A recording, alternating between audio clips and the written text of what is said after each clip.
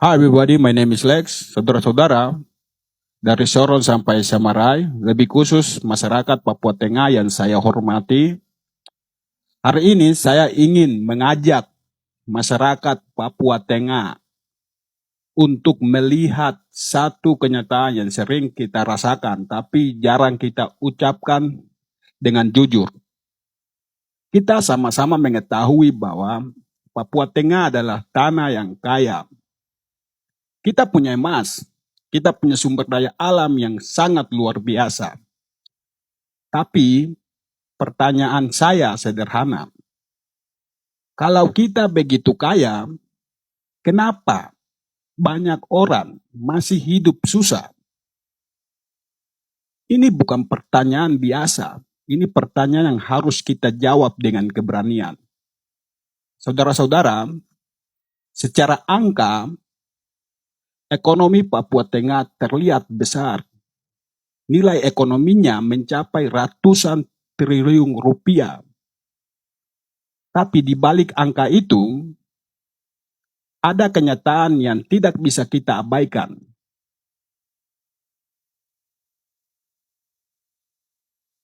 Bandingkan, menurut data dari Bank Indonesia, tingkat kemiskinan di Papua Tengah masih berada di kisaran 27 sampai 29%. Bandingkan dengan rata-rata nasional yang hanya sekitar 8%. Artinya apa, saudara-saudara? Artinya hampir sepertiga dari masyarakat kita, masyarakat Papua Tengah masih hidup dalam keterbatasan di tengah kekayaan alam yang sangat luar biasa. Ini adalah paradoks. Ini adalah luka yang harus kita akui bersama.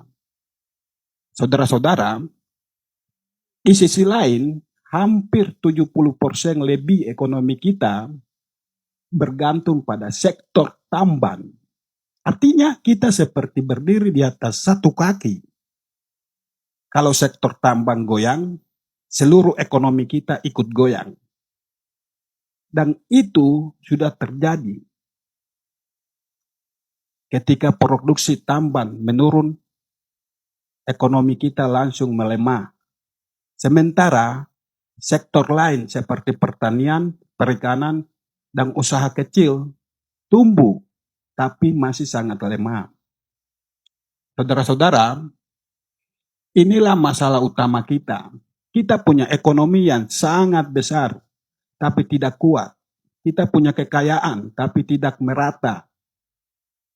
Ini yang dalam ilmu ekonomi disebut sebagai kutukan sumber daya alam.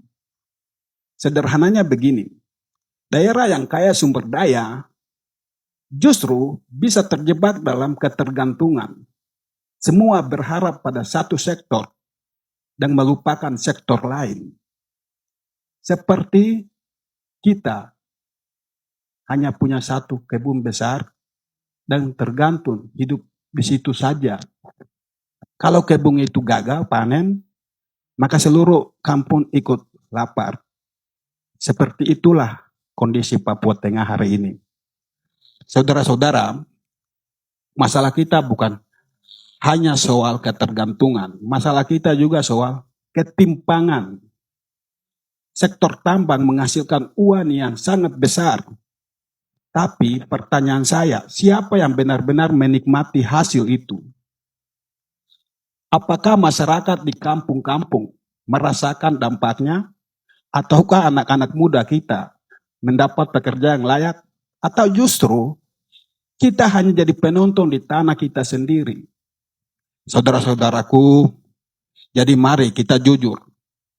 Masalah Papua bukan karena kita tidak punya kekayaan. Masalah kita adalah bagaimana kekayaan itu dikelola. Dan untuk siapa kekayaan itu digunakan.